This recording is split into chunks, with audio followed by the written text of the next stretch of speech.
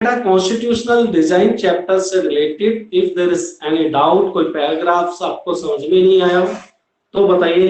Question answer के बारे में I have already brief you कि वो आपको अवेलेबल मिलेंगे, सीआरआई ऐप के ऊपर डाल दिए गए हैं और इस चैप्टर में देख लीजिए। और ये जब भी आप चैप्टर को मैं पढ़ाता हूं तो मेक इट योर रूटीन के उसको उसी टाइम ईयर मार्क कर लीजिए बिफोर की क्लास फिनिश हो।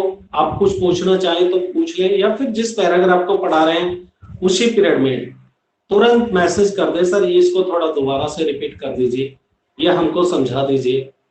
सिमिलरली अगर उस दिन छूट गया तो अगले दिन सबसे पहले आते ही उसी को हम ले सकते हैं, लेकिन ये ना हो कि आप ये बोले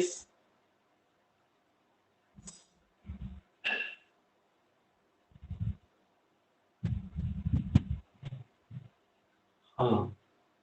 चलो सिलेबस के बारे में फर्स्ट एंड सेकंड चैप्टर मैं फिर बता देता हूँ, वैसे कर ही दिया आपके पास में मैसेज। तो क्योंकि आज हम आपको पहले इन्फॉर्म नहीं किया,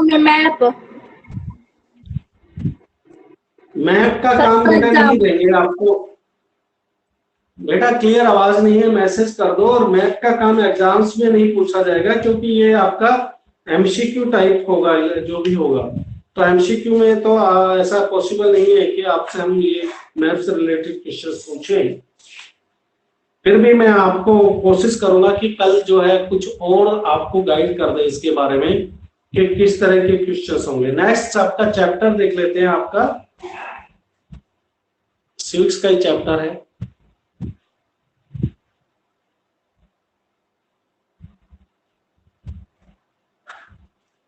अब आपस में बात करने वाला प्रोसेस बिल्कुल खत्म हो जाना चाहिए। आप सिर्फ मेरी बात सुनेंगे, ठीक है ना। जो भी क्वेश्चन करना होगा मुझसे करेंगे, ना कि आपस में कोई आंसर देगा। Next chapter is electoral process, ठीक है। अब चुनाव से रिलेटेड है, काफी कुछ इस चैप्टर में आप सीखने वाले हो। बहुत ही इंपॉर्टेंट चैप्टर है, एग्जाम के पॉइंट ऑफ व्यू से भी इसमें बहुत कुछ आता है। और नॉट ओनली इन 10th, ये आपको आगे तक काम आएगा, मतलब लाइफ में इसका इंपॉर्टेंस है। तो इस चैप्टर के अंदर किसी तरह का हम रिस्क नहीं ले सकते कि कोई इसको हल्के में ले, ठीक है। तो सबसे पहले इस चैप्टर में 4.1 पे है भाई इलेक्शंस, के इलेक्शंस होते क्यों हैं। और इसको समझाने के लिए इन्होंने क्या किया है, मेरी बुक में, फिर आप ये नहीं बोलना कि सर मेरी बुक में ये है, मुझे पता है हर बुक में अलग अलग मिलेगा, ठीक है ना। तो ये सब उस पर हम टाइम वेस्ट नहीं करेंगे। हमारी बुक में 1987 के इलेक्शंस, हरियाणा के इलेक्शंस को लेकर बात की गई है कि कैसे इलेक्शंस के अंदर कैनवासिंग होती है, प्रचार किया जाता है, ठीक है ना। और कैसे जो पॉलिटिकल लीडर्स दिन रात एक कर देते हैं इलेक्शंस के टाइम में। फिर कोई पार्टी बहुत सारे प्रोमिसेस करती है पब्लिक के साथ में, और कई सारी पार्टियां ऐसे हैं जो प्रोमिसेस करती हैं, वो सरकार में जैसे आ जाती हैं तो उन प्रोमिसेस को फुलफिल करती हैं, कई सारे नहीं करती या नहीं कर पाती। कई सारे इसके कारण हो सकते हैं, लेकिन क्योंकि ऐसा कोई प्रोविजन नहीं है कॉन्स्टिट्यूशन में कि जो भी पार्टीज ने या किसी दल ने किसी तरह का प्रॉमिस किया और उसको अगर उसने फुलफिल नहीं किया अपने टेन्योर में जब वो सरकार बनाते, तो हम कोई उसके अगेंस्ट में लीगल एक्शन नहीं ले सकते। काश ऐसा होता कि जो पब्लिक को बहुत सारे वादे किए जाते, हर एक पार्टी अपना क्या करती है, एक मैनिफेस्टो डिक्लेयर करती है, हिंदी में उसको घोषणा पत्र बोलते हैं। और मैनिफेस्टो में ये बताती है अगर हम सरकार बनाएंगे, बनाने को मिला, हमको अपॉर्चुनिटी मिला, तो हम क्या क्या काम करने वाले हैं। ये इलेक्शंस के शुरू होने के टाइम में हर पार्टी डिक्लेयर करती है, प्रेस को बताती है, मीडिया को ब्रीफ करती है। तो ये सारा का सारा वो आप कह सकते हो कि एक हथकंडा है चुनाव के अंदर वोट को ज्यादा से ज्यादा वोट लेने के लिए। लेकिन उसको पूरा करे या ना करे उसके ऊपर कोई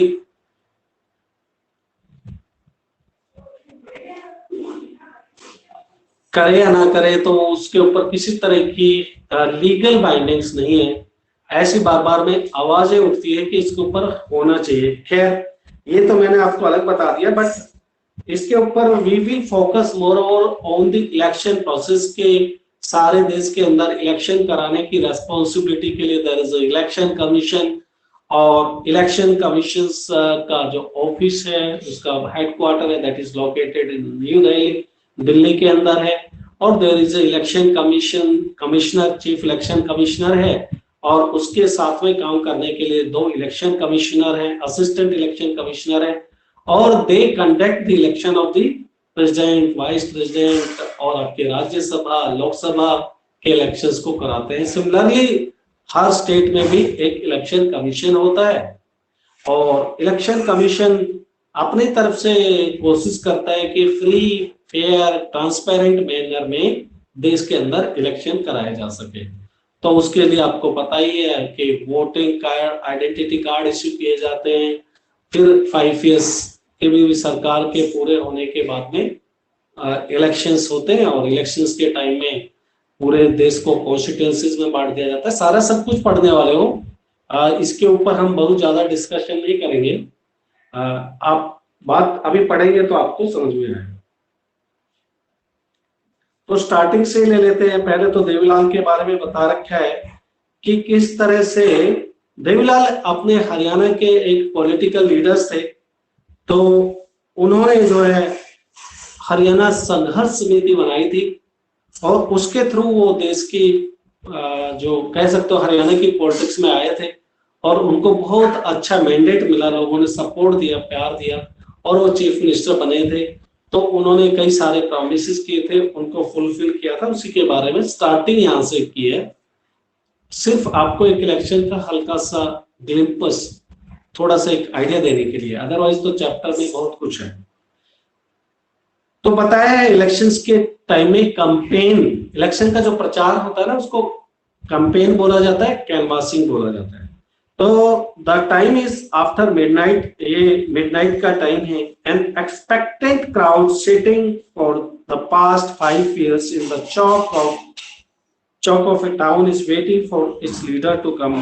मतलब एक आपने भी देखा होगा कि भीड़ हो जाती है, वो अपने बड़े क्यूरियोसिटी के साथ में, उत्सुकता के साथ में अपने लीडर का आने का इंतजार कर रही है। The organizers assure and reassure the crowd that he would be here any moment, कि जो नेता है वो किसी भी क्षण यहाँ पर आ सकते हैं, आएगा लीडर। तब तक उसके जो छोटे मोटे और लीडर्स हैं वो तब तक मंच के ऊपर कुछ बातें बोलते रहते हैं पार्टी के बारे में, अपने फेवर में प्रचार करने के लिए। तो the crowd stands up wherever a passing vehicle comes that day, और पूरी की पूरी वो जो भीड़ है वो खड़ी होती है जब कोई भी व्हीकल्स वहां से पास होता है। It arouses hopes that he has come, और ऐसा लगता है सबको, मतलब जिस अपने नेता का इंतजार कर रहे होंगे सब से, जब कोई भी व्हीकल आता तो उनको लगता है कि नेता आ गया, खड़े हो जाते होंगे सब लोग, करते भी ऐसा। The leader is mister Devilal, chief of the Haryana संघर्ष समिति, और वो नेता कौन है? वो देवीलाल है, जो कि हरियाणा संघर्ष समिति के मुखिया हैं, चीफ हैं। who was to address a meeting in Karnal on Thursday night, और उन्हें एक मीटिंग को एड्रेस करना था। एड्रेस करना मतलब अपनी स्पीच देना था सभी लोगों के सामने, और करनाल के अंदर थर्सडे की बात है। The 76-year-old leader is a very busy man these days, और ये 76 साल की उम्र के वृद्ध आदमी आजकल ये काफी बिजी है। मतलब आपने देखा होगा चुनाव के टाइम में जितने भी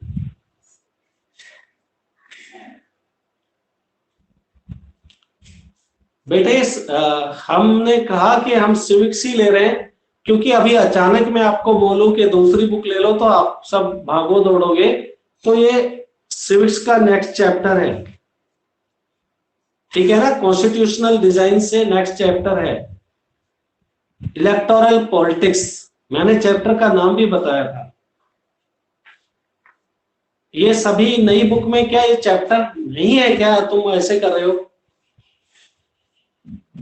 सर है। हाँ, फिर तो 76 years old leader is a very busy man these days. His day starts at AM and ends. उनका दिन सुबह 8 बजे शुरू होता है, रात को 11 बजे समाप्त होता है. He had already addresses 9 election meetings since morning. उन्होंने सुबह से 9 मीटिंग्स अटेंड कर चुके हैं और एड्रेस कर चुके हैं. Constantly addressing public meetings for the past 23 months. और पिछले 23 महीनों से वो प्रचार कर रहे हैं, मीटिंग्स कर रहे हैं चुनाव के लिए. फिर मैं बीच में बता देता हूं कि आपके पिछले चैप्टर के नोट्स CRI ऐप के ऊपर डाल दिए गए हैं. आप वहां पर अपना देख लेना और उन नोट्स को नोट कर लेना. This newspaper report is about the state assembly election in Haryana in 1987. तो ये जो अभी तक बताया ये किसी एक न्यूज़पेपर का कटिंग है, नोट्स है, और ये बता रहे हैं ये 1987 के इलेक्शंस जो हरियाणा में चुनाव हुए उससे रिलेटेड है. The state had been ruled by a Congress party led government since 1982. और 1982 से इस स्टेट के अंदर जो कांग्रेस की सरकार थी. कांग्रेस देवीलाल की जो संघर्ष नीति है उससे अलग है. तो देवीलाल कोशिश कर रहे हैं कि कांग्रेस पार्टी की सरकार को हटाकर वो देश के अंदर अपनी सरकार बनाए. उसके लिए वो लगातार दिन रात प्रयास कर रहे हैं, प्रचार कर रहे हैं, मीटिंग्स कर रहे हैं. उसके बारे में the Chaudhary Devi Lal then opposition leader led a movement called Nyaya Yudh, struggle for justice, and formed a new party Lok Dal. और चौधरी देवीलाल ने एक नया पार्टी बना लिया है और उसका नाम लोकदल है. और वो सरकार के अंदर उनकी पार्टी एक अपोजिशन है. मतलब आप सरकार में देखोगे एक तो सरकार चलाने वाले होते हैं और दूसरे अपोजिशन पार्टी. लाइक हरियाणा के अंदर there are 90 members of, ठीक है, ये लेजिस्लेटिव असेंबली के अंदर 90 मेंबर्स है. अब सरकार चलाने के लिए हमको चाहिए हाफ प्लस 1. अब हाफ कितने हो गए इसके? 45 प्लस 1 46. यानी कि जिस भी पार्टी को इतने मेंबर ऑफ लेजिस्लेटिव असेंबली मिल जाएंगे वो they will form the government. ठीक है, वो सरकार बनाएंगे. और इस पार्टी के पास में इतने कम से कम चाहिए. अगर किसी एक पार्टी को नहीं मिले तो दूसरी पार्टी से सपोर्ट ले सकते हैं, कोएलिशन पार्टनर्स. वो कोएलिशन जो सपोर्ट है वो चुनाव से पहले भी उनका एग्रीमेंट हो सकता है, चुनाव के बाद भी हो सकता है. ठीक है ना, लेकिन मिनिमम इतने मेंबर चाहिए देश हरियाणा के अंदर सरकार बनाने के लिए. अब सोचो कि इतने मेंबर तो चाहिए.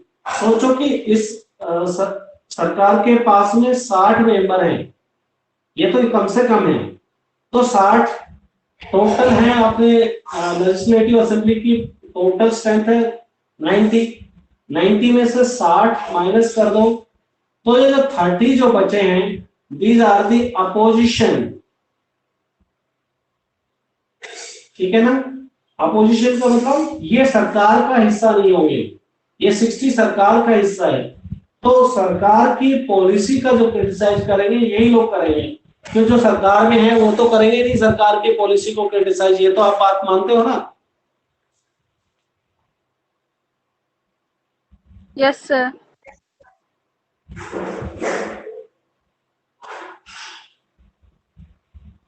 दक्ष, अभी तुम सभी के साथ काम करना सीखो. उसके बाद में जब तुम्हारी रेगुलर क्लासेस हो जाते हैं तब कुछ भी करना. अभी आपका काम का पैटर्न सबके जैसा होना चाहिए बेटा. ठीक है ना? और अगर आप बनाना चाहते हो तो you send me these notes to me. ठीक है ना, बना के मेरे को एक चैप्टर का दिखाइए फिर बताएंगे. तो ये तो हो गया आपका. बात कर रहे थे हम कि उन्होंने स्ट्रगल फॉर जस्टिस नाम से एक अपना मूवमेंट चलाया और उसके बाद में उन्होंने लोकदल पार्टी बनाई और वो लोकदल पार्टी हरियाणा की विधानसभा में अपोजिशन में थे. अपोजिशन में मतलब उनके पास में इतने मेंबर ऑफ सदस्य नहीं थे लेजिस्लेटिव असेंबली, तो जिसके पास कांग्रेस के पास थे इससे या ज्यादा होंगे, तो बाकी बाकी जो लोकदल है या और दूसरी पार्टी है वो अपोजिशन में रहेंगे। तो his party joined other opposition parties to form a front against the Congress in the elections। अब जितने भी अपोजिशन में थे वो हो सकते हैं 30 मेंबर कई पार्टी के भी हो सकते हैं, कोई जरूरी नहीं है कि पार्टी के। अब इन्होंने सबने अपोजिशन के मेंबर्स के साथ में देवीलाल ने अपना एक एग्रीमेंट हो गया इनके बीच में कि भाई कांग्रेस को हमने इलेक्शंस में हराना है, हम सब एक साथ में आ जाएंगे। In the election campaign, Devilal said that his party, if his party won the election, his government would waive the loans of the farmers and small businessmen। उन्होंने कहा कि अगर हमारी पार्टी सरकार बनाती है, उनकी सरकार बनती है, इलेक्शन के टाइम में प्रोमिसेस हो रहे हैं, ठीक है ना, मैनिफेस्टो डिक्लेरेशन में वो बोल रहे हैं अगर हमारी सरकार बनेगी तो हम सभी किसानों के और छोटे जो बिजनेसमैन हैं उनके लोन माफ कर देंगे। What is this? No Nancy.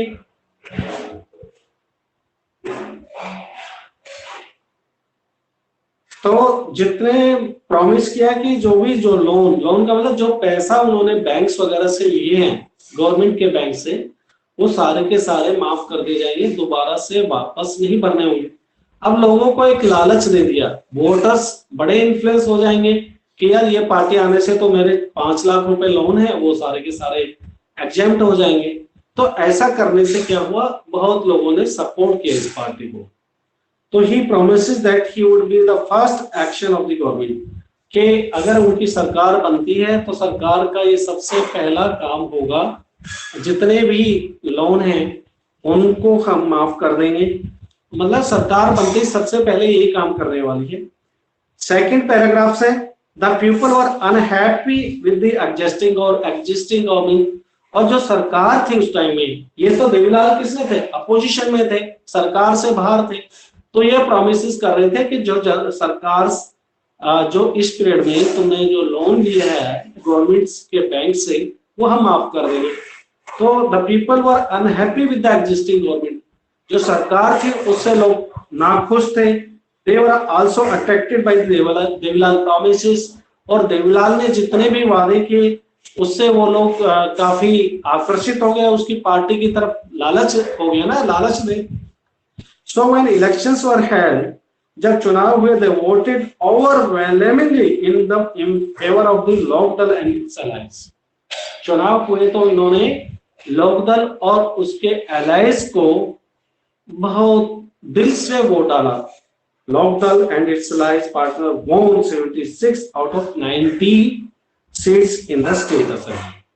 और जो मैंने बताया 90 सीट्स हरियाणा में थे, 90 में से उनके अलायंस को यानी कि जो साथी हैं और लोकदल को इतने मिल गए, ठीक है ना, 76 मिल गए। तो ये अपने आप में बहुत ज्यादा है, जबकि जरूरत तो 45 का था, 45 प्लस 1 46 का है, लेकिन 76 मिल गए। तो बहुत जनता ने सपोर्ट किया इसको लेकर।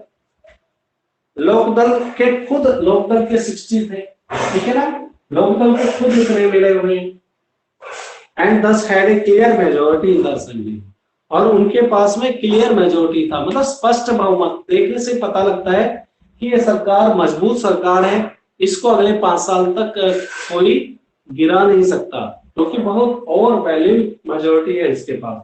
The Congress could win only 5 seat, और देखो कांग्रेस वो जो सरकार बना के रखे हुए थे उनके पास में सिर्फ और सिर्फ 5 सीटें ही बची।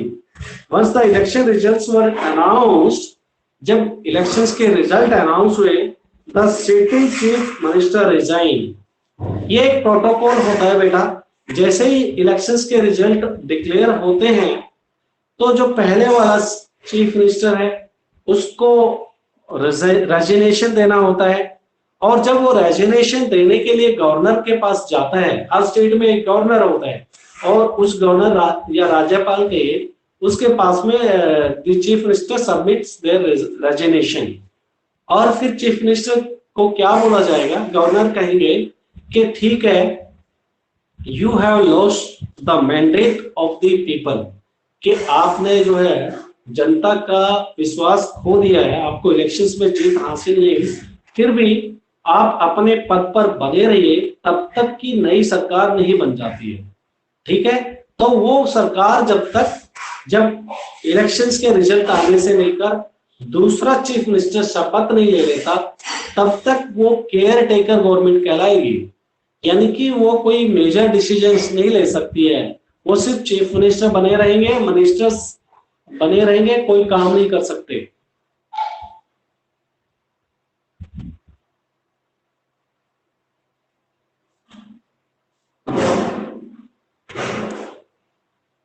ओके, दक्ष कुछ बता रहा है। और मैंने कहा ना कि प्रोमिसेस किए जाते हैं, कितने पूरे होते हैं नहीं होते, उसके ऊपर कोई लीगल बाइंडिंग्स नहीं है। तो कांग्रेस को इतनी सीट मिली है। Once the election results were announced, the sitting chief minister resigned, the newly elected members of legislative assembly of the Lok Dal choose Devi Lal as a leader. अब जितने भी इलेक्टेड मेंबर्स होंगे ना, वो अपनी अपनी पार्टी का लीडर चुनते हैं। जैसे कि मान लो कि लोकदल को 60 मिले और दूसरे पार्टी को 16 मिले, तब मिला के इनके 76 हुए। तो ये क्या करेंगे, they will choose there leader in 60 में से। तो ये तो पक्का लोकदल का लीडर तो देवीलाल ही है, क्योंकि देवीलाल ने ही इस पार्टी को खड़ा किया है, ये भी अपना लीडर चुनने वाले हैं। ऐसे जो लीडर है ना, जो लीडर चुना जाएगा, he will goes to the governor, ठीक है ना, गवर्नर, और he will क्लेम करेगा कि भाई मेरे पास में मेजोरिटी है, 45+1 से ज्यादा है, और I want to form government, ठीक है ना, मैं सरकार बनाना चाहता हूं हरियाणा के अंदर। तो गवर्नर जो है फिर वो उनको बोलेंगे ठीक है, आप अपना जो इलेक्शन कमीशन के रिजल्ट को देखेंगे, और फिर गवर्नर अगर सेटिस्फाई हो जाएंगे कि इनके फेवर में ही लोगों का मैंडेट है, तो he will be invited to form the government, और एक दिन उनको अपने एक शपथ समारोह रखा जाएगा, ज्यादातर गवर्नर हाउस में रखा जाता है, वहां पर उनको अपने पद की शपथ दिली। सबसे पहले चीफ मिनिस्टर शपथ लेता है, और उसके बाद में दूसरे उसके जो कैबिनेट मिनिस्टर्स हैं, जिनको मंत्री बनाने वाले हैं, उनको शपथ दिला दी जाती है। ऐसा नहीं है सारे मंत्री को एक साथ में, बाद में भी दिलाई जा सकती है। तो ये आपको पता होना चाहिए कि चीफ मिनिस्टर को शपथ गवर्नर दिलाता है, और गवर्नर को शपथ चीफ जस्टिस, उस स्टेट का चीफ जस्टिस दिलाता है, और भारत के राष्ट्रपति को जो शपथ है वो चीफ जस्टिस दिलाता है, ठीक है ना। और चीफ जस्टिस ऑफ इंडिया को शपथ प्रेसिडेंट ऑफ इंडिया दिलाता है। ये बात क्लियर हो गया?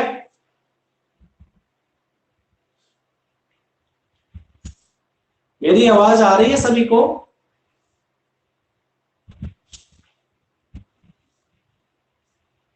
Very good. तो ये पता होना चाहिए आपको। तो देवीलाल लीडर चुन लिए जाते हैं।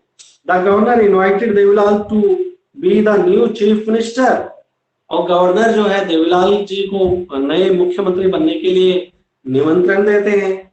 3 days after the election result were declared, he became the chief minister, और चुनाव के परिणाम घोषित होने के 3 दिन बाद वो देश के हरियाणा के चीफ मिनिस्टर बन जाते हैं। As soon as he became the chief minister, his government issued a government order waiving the outstanding loan of the small farmers, business, agricultural laborers and the small businessmen.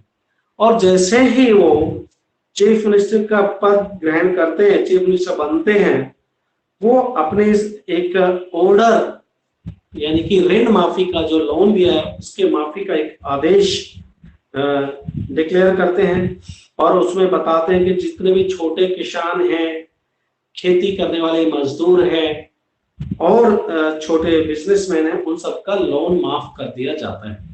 ठीक है। His party ruled the state for 4 years, और ये party जो इतनी majority के साथ आई थी, 76 सीटें इनको मिली थी, याद होगा आपको, ये 4 साल तक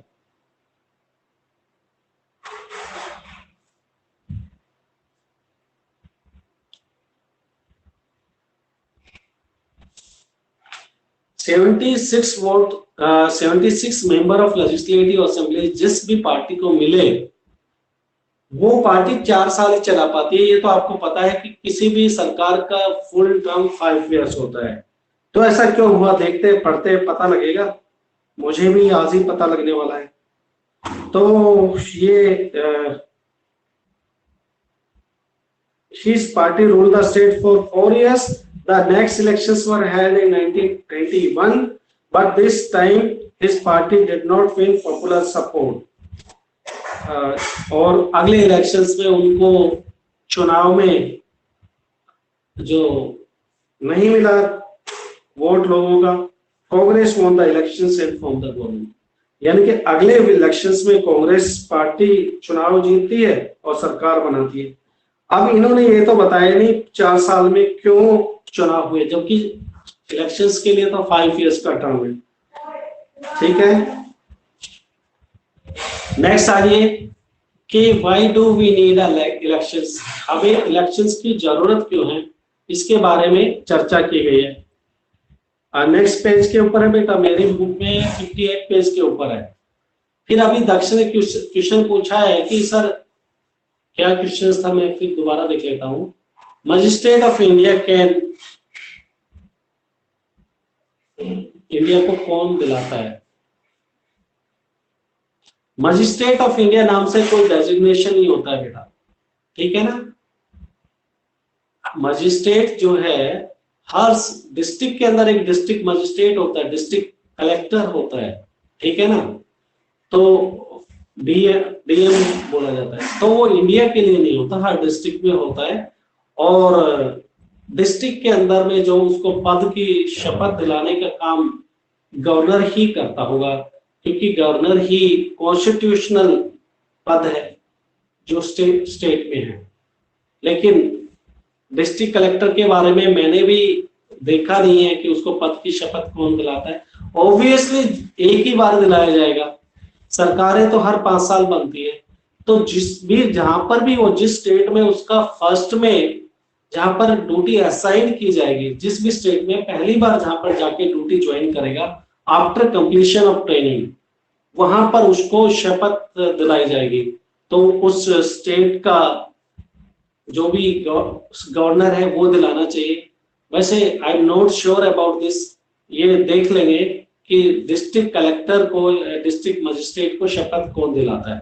होना चाहिए तो गवर्नर ही, ठीक है।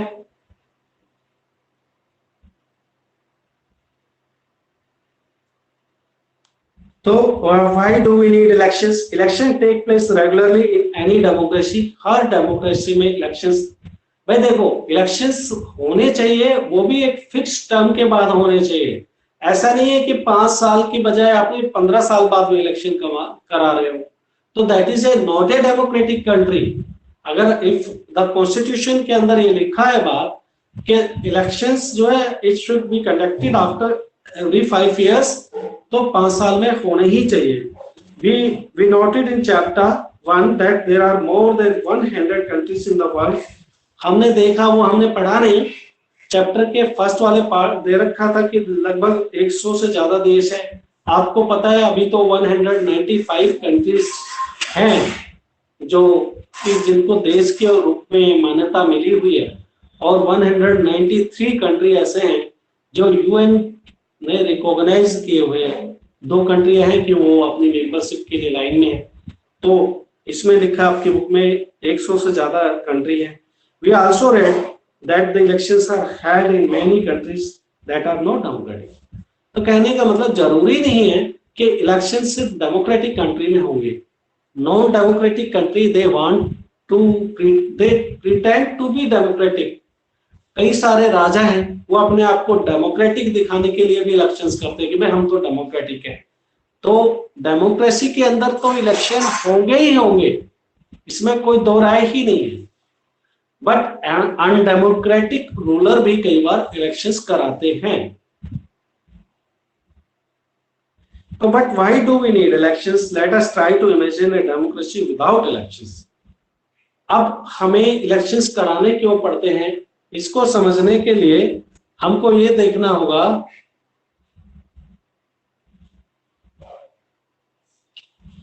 दक्ष, it is not a very simple task, ठीक है ना? Let me clear you. अगर if you are very interested then ऐसा हो सकता है कि you have to wait for this, और that too at least in 11th class I can take. USA का इलेक्शन प्रोसेस है, ये समझने के लिए मे बी दक्ष के पास इतना आईक्यू हो, लेकिन जब हम लाइव क्लास ले रहे हैं तो it is not meant for Daksh only बेटा, ये पूरी क्लास के लिए होती है। और ये अभी इस एज फैक्टर में समझने आने वाला चीज नहीं है।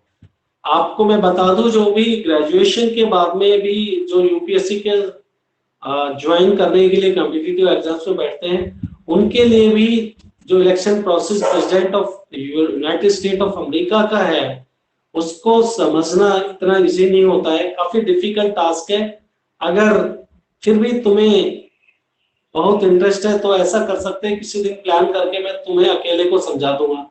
But neither it is a topic in your 9th class nor in 10th, 11th and 12th।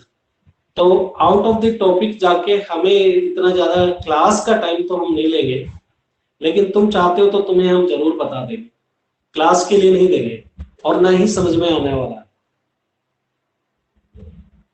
आप चाहेंगे आपकी मैं क्लास ले सकता हूं उसके बारे में, और बड़ा मजेदार भी है, इसमें कोई शक नहीं है कि इलेक्शंस का जो तरीका है वो अपने आप में अजूबा है। जो president of United state of America है, वहां पर जो इलेक्शंस के लिए, राष्ट्रपति के जो चुनाव के लिए जो प्रक्रिया अपनाई जाती है, वो एक यूनिक है, वर्ल्ड में कहीं भी देखने को नहीं मिलता है वो तरीका। और नॉर्मली जो सोचते हैं कि जैसे election United state of America में वो डायरेक्टली द इलेक्शंस, यानी कि president of United state America is elected by the people directly, but in reality it is not show. जनता वहां की प्रत्यक्ष रूप से वोट नहीं डालती है, उसके लिए एक इलेक्टोरल कॉलेज बनाया जाता है, वो वोट डालता है, और उसका तरीका बड़ा ही अजीब है। और कई सारी चीजें हैं, मतलब कई सारे स्टेट्स हैं जो कई बार डिसाइड करते हैं कि कौन प्रेसिडेंट होगा, ठीक है ना? यानी कि वो स्टेट्स ऐसे हैं जो कभी भी जैसे हरियाणा है, हरियाणा पंजाब की बात, हरियाणा की बात करें, जितने भी नॉर्थ इंडिया के स्टेट्स हैं, इनका हमको पता है कि अगर इलेक्शंस होंगे सेंट्रल गवर्नमेंट के, तो हरियाणा में बीजेपी को वोट डाला जाएगा, एक अंदाजा लग जाता है। लेकिन वहां पर यूनाइटेड स्टेट ऑफ अमेरिका में कुछ स्टेट्स हैं जिनको अलग नाम से बोलते हैं, वो हर बार फ्लैक्चुएट कर जाते हैं। तो बड़ा इंटरेस्टेड है, मैंने भी समझने के लिए मैंने भी 2-3 वीडियोस देखे, और फिर जाकर मुझे भी अच्छा लगा। लेकिन कम से कम उसको समझने के लिए कम से कम 3 घंटा चाहिए, और 3 घंटा मैं आपको दे नहीं पाऊंगा।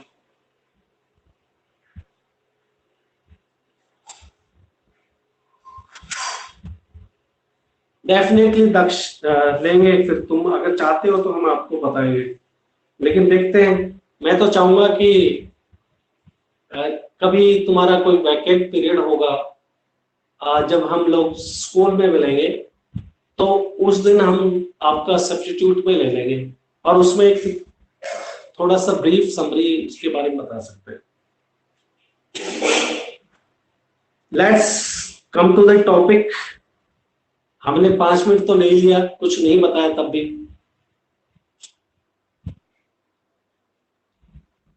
कम to the topic, okay, I do that. तो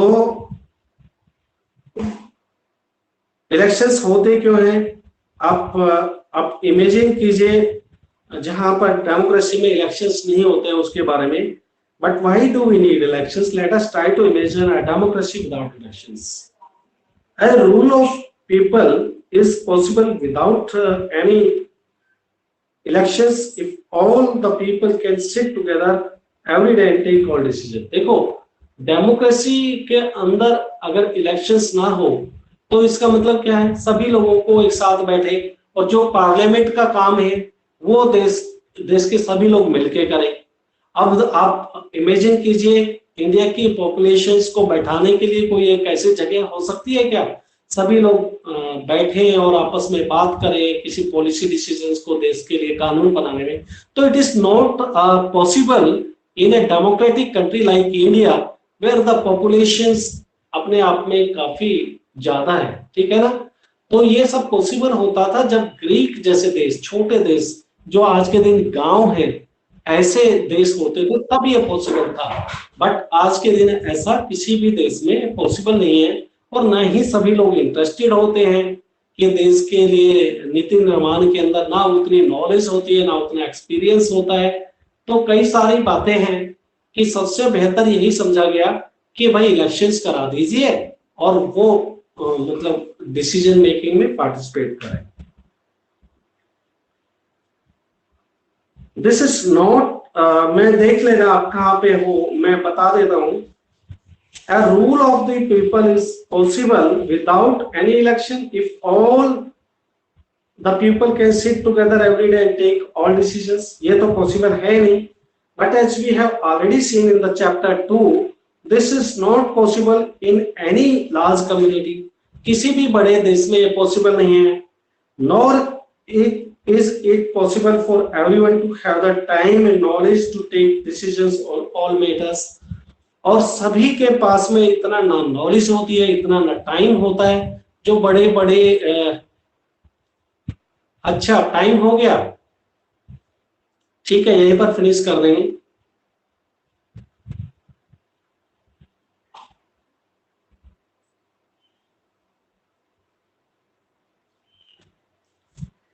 इसके बाद ले लेता हूं तुम्हारा क्वेश्चन आंसर।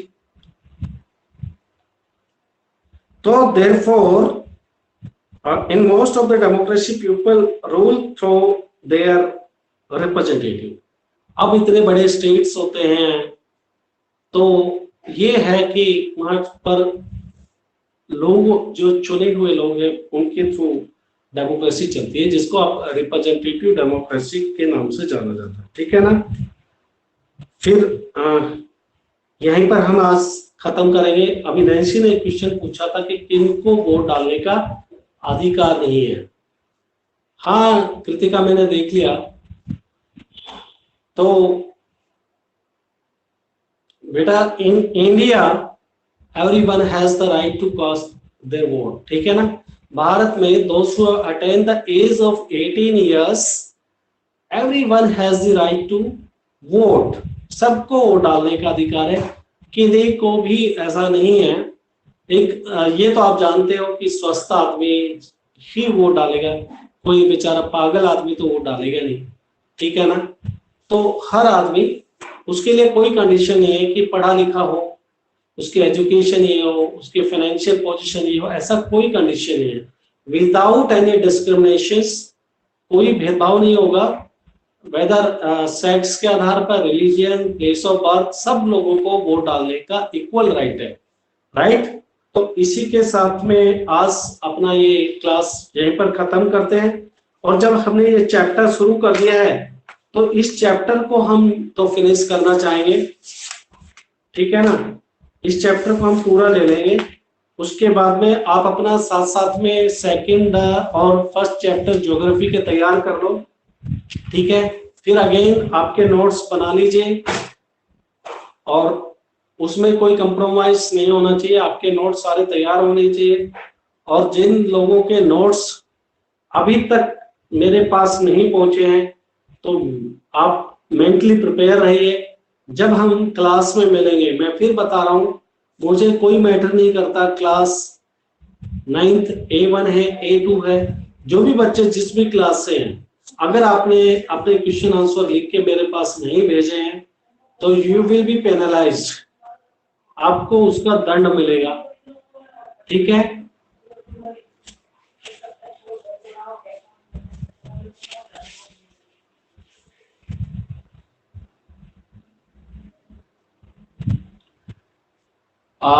वोट डालने का सभी नागरिकों को अधिकार है। वोट में, चुनाव में हिस्सा लेने के लिए क्रिमिनल बैकग्राउंड जिनका है, जिनको 2 साल से ज्यादा सजा मिली हुई है, उनको वोट डाल मतलब इलेक्शन में कंटेस्ट करने का अधिकार नहीं है। ठीक है ना। अगर कोई इलेक्शन लड़ना चाहता है, मेंबर ऑफ लेजिस्लेटिव असेंबली और या फिर कोई भी इलेक्शंस, तो उनके लिए यह है कि उसको 2 साल से ज्यादा सजा, 2 साल या इससे ज्यादा सजा नहीं होनी चाहिए, कोर्ट की तरफ से दोषी नहीं ठहराया गया हो। और लेकिन वोट डालने का अधिकार सबको है। अनसाउंड का तो मैं आपको बता ही चुका हूं। अब अनसाउंड का कोई सर्टिफिकेट तो सरकार वोटिंग लिस्ट के ऊपर कुछ नहीं देती, इसको भाई ये वो वोटर है और ये अनसाउंड है और इसको वोट डालने का अधिकार नहीं है। तो ये सिर्फ आप कह सकते हो कि ऐसे आदमी वोट डालेंगे ही नहीं।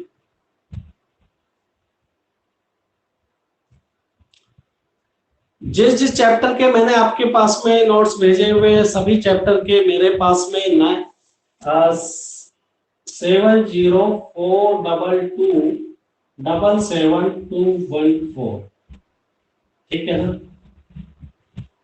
जो भी मैंने आपके पास में क्वेश्चन आंसर भेजे हैं, हर चैप्टर के भेजे हैं अभी तक, वो सभी के आप भेज दीजिए। और आपको लगता है कि सर इस चैप्टर के नहीं मिले, तो वो मेरे पास मैसेज करो कि किस चैप्टर के आपको नहीं मिले, फिर दोबारा से मैं आपके CRI ऐप के ऊपर, स्कूल ऐप पे भेज दूंगा। Message only.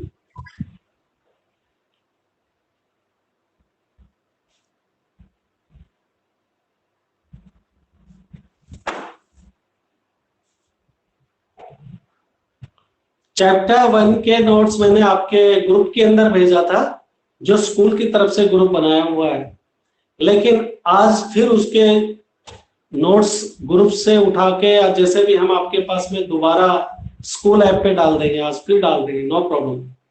ठीक है। सिविक्स के चैप्टर 1 के क्वेश्चन आंसर आपके स्कूल के द्वारा बनाए गए ग्रुप पे भेजा था। उस टाइम मेरी स्कूल ऐप काम नहीं कर रही थी, लेकिन अभी उसको दोबारा से स्कूल ऐप पे डाल देंगे, अगर किसी को प्रॉब्लम है तो।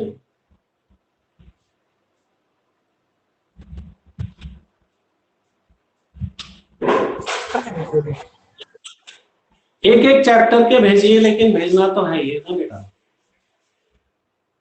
Okay sir. एक एक चैप्टर के भेजते रहो, ताकि मैं लिख के फिर आपके पास ओके कर दूंगा। साइन करने वाला काम मैं नहीं कर रहा हूँ, सिर्फ चेक करूंगा और ओके, अगर कोई प्रॉब्लम होगा तो मैसेज कर दूंगा। ठीक है, आप एग्जिट कीजिए क्लास अभी। Bye sir. बाय बेटा, बाय।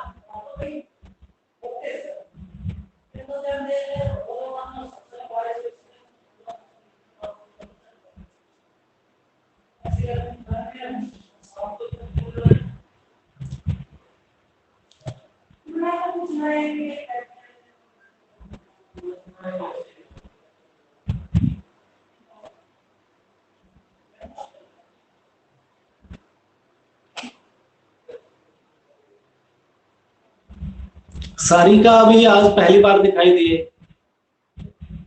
सारिका, तुम्हें मैं देख नहीं पाया, कभी तुम आते नहीं हो क्लास में।